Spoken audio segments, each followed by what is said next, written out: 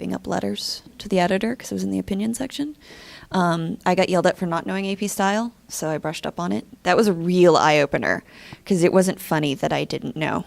Like, it was, like, bad. Oh, God.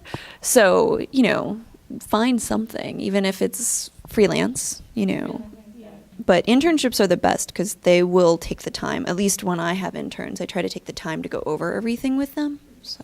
But freelancing, you make money. Well, it depends because Obama's kind of changing the rules on internships. You have to get paid now. Well, it's paid or you get class credits. So that's what we were doing, and then I got a smack on the nose again and was told you have to pay. So it might just be my company policy, but if you find the right internships, you'll get paid.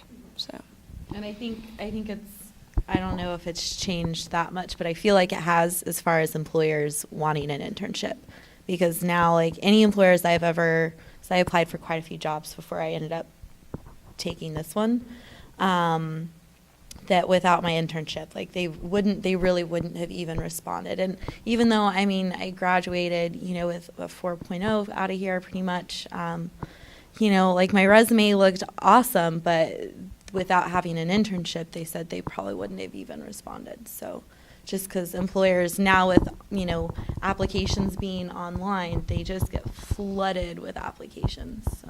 And with the economy the way it is right now. Yeah. It's when we hired Brittany, we had 250 applicants for a weekly part-time reporting gig.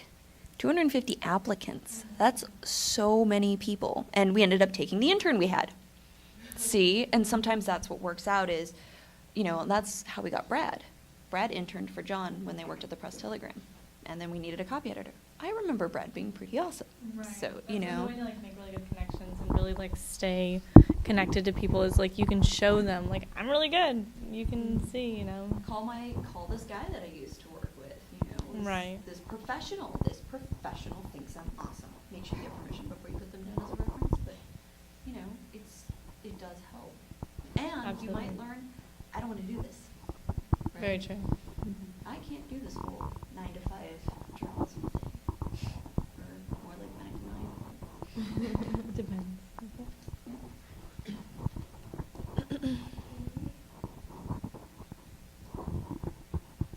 Maybe one last word of advice from you now that you're in the professional world. What do you want us to teach these kids here? Of course, I would say get back to the basics. There was so much, you got to do online, or you got to learn how to do this fancy layout, or you got to be, and it's just know how to write a very structured story. Write a freaking sentence, a complete sentence. Yeah. Aside from grammar, even remember to ask someone when you're on the phone with them. I catch myself doing this all the time. You're I don't know, things slip your mind, but you'll miss details that you should know intuitively, who, what, where, when, why.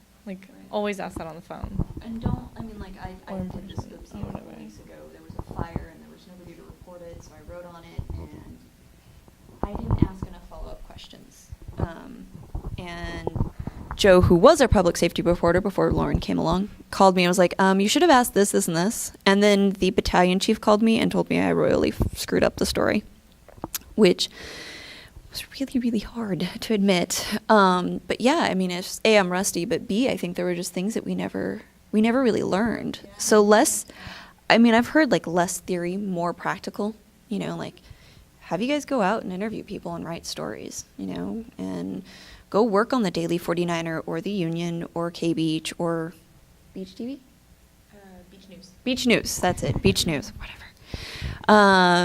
Or just go do those things. Because when you're in it, it's practice. You need that practice over and over and over again. So, and I really do mean it about being able to string a sentence together because it's not, you want a well-structured story, but if your sentences are all over the place, that's your building block of a paragraph of your story. If you can't get... both of us first cited language classes as being our, best right. classes that we're appreciative of having taken. Exactly. And if your reader, the odds are already against you. People don't read past the jump, or they don't go to the jump. Very rarely. Your story has to be compelling.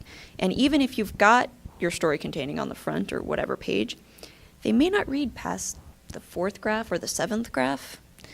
And most of the time, they're just reading the display copy. So your headlines, your decks, your captions, pull quotes, graphs, pictures. That's really what the information that they're getting. That's why we stack stories the way we do, because people don't read to the end. And you have to figure out, like, if your first sentence is a dud, if it's, like, really hard to digest, why would I waste my time?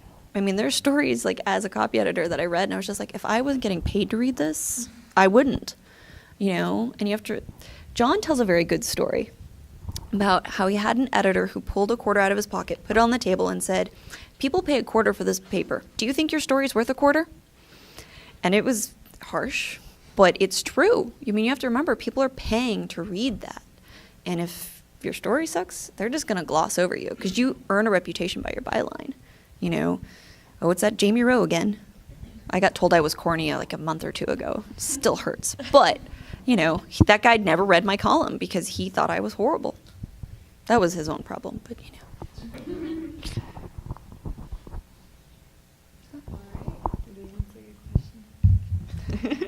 Sorry. Well, you're reinforcing what I keep on preaching. It's like 11.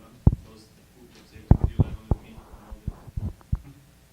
we go through a pretty substantial boot camp in AP style and grammar. Lots of basics, lots of things to do. Your AP style book should be written in. Mine, it has highlights, scribbles. I've got notes on where LA's style guide differs from ours. I've got Post-its. You flip into all the time. For me, it's states. I The cannot state- remember the city- states. The city names that don't need byline. Yeah. Datelines, I can't do those either. Dimensions are another one. So really read the style guide, and mark the ones that you're like, I'm never going to remember that, And then as you get into it, you'll pick up more like, I need to learn dimensions. I'm never going to remember it. Sticky note. So, yeah.